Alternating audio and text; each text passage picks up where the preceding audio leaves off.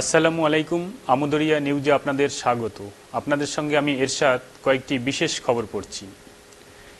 এবার Chicago two মাওয়ি বিমানের চাকার খোলে মিলল এক ব্যক্তির দেহ। বড়দিনের মুখে মাওয়ি বিমানবন্দরে বামিন পৌঁছানোর পরে বিমানের ক্রুরা চাকার খোলে দেহটি দেখতে পান। বিমানবন্দরে এত কড়াকড়ি, তার মধ্যে কিভাবে একজন চাকার খোলে লুকিয়ে পড়েছিল সেটাই ভাবাচ্ছে সকলকে। আসলে বিমানের চাকার খোলে অনেকটাই জায়গা থাকে। বিনা খরচে দেশান্তরী হতে মুষ্টিমেয় কিছু লোকজন অতীতেও এমন দুঃসাহসিক চেষ্টা চালিয়েছে। তাতে অধিকাংশেরই মৃত্যু হয়েছে। কারণ বিমান যখন 20 থেকে 30,000 ফুট উঁচুতে উঠে যায়, চাকার খোলের মধ্যে তাপমাত্রা -37 ডিগ্রি থেকে 57 ডিগ্রি সেলসিয়াস হতে পারে। উপরন্তু চাকাটি ওড়া ও নামার সময় ভিতরের যন্ত্রাংশ নাড়াচাড়া করলে ভিতরে থাকা ব্যক্তির আঘাত লাগতে পারে। অতীতে একবার একজনকে বরফ আবৃত অবস্থায় চাকার খোলে পাওয়া গিয়েছিল। ঘটনাচক্রে সেই ব্যক্তি বেঁচে গিয়েছিলেন। আসছি পরের খবরে। চীন তিব্বতে বিশ্বের বৃহত্তম জলবিদ্যুৎ প্রকল্প তৈরি করবে বলে ঘোষণা করেছে। সেখানে ইয়ারলুং জাংবো নদীর নিচের অংশে বাঁধ হবে, যা বছরে 300 বিলিয়ন কিলোওয়াট বিদ্যুৎ উৎপাদন করতে পারে। বছরে 30,000 কোটি কিলোওয়াট ঘন্টা পরিমাণ বিদ্যুৎ উৎপাদন হবে বলে আশা করা হচ্ছে।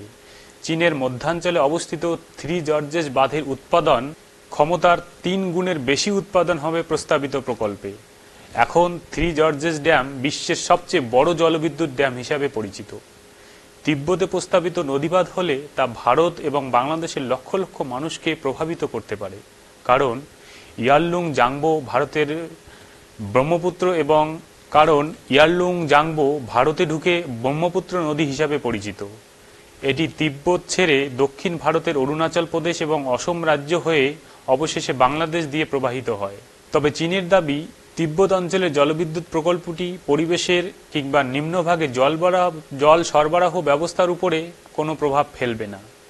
পরিবেশবিদদের অনেকেরই আশঙ্কা, নয়া প্রকল্পে বিভিন্ন রকম বাস্তুতন্ত্রের ব্যাপক পরিবর্তন হতে পারে। এমনকি এটি নদীর নিম্নধারার জলপ্রবাহ এবং গতিপথকেও পাল্টে দিতে পারে। চীন ইতিমধ্যেই তিব্বতের পশ্চিম থেকে পূর্ব দিকে প্রবাহিত ইয়ারলুং জাংপো নদীর উপরের দিকে জলবিদ্যুৎ উৎপাদন শুরু করে দিয়েছে। আসছি খেলার খবরে। চতুর্থ টেস্টে টসে জিতে ব্যাটিং নিয়েছে অস্ট্রেলিয়া। প্রথম দিনে শেষে অজিরা তুলেছে 311 রান, 6 উইকেট পড়েছে। দিনের শেষে উইকেটে ব্যাট করেছে স্টিভ স্মিথ 68 এবং অধিনায়ক প্যাট কামিন্স 8। তবে এদিন শেষ মুহূর্তে বুমরার ভেলকিতে কিছুটা হলেও স্বস্তিতে রয়েছে team India.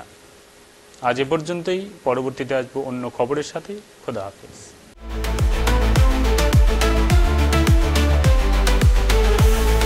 Amudoria News, Voice of the Marginal.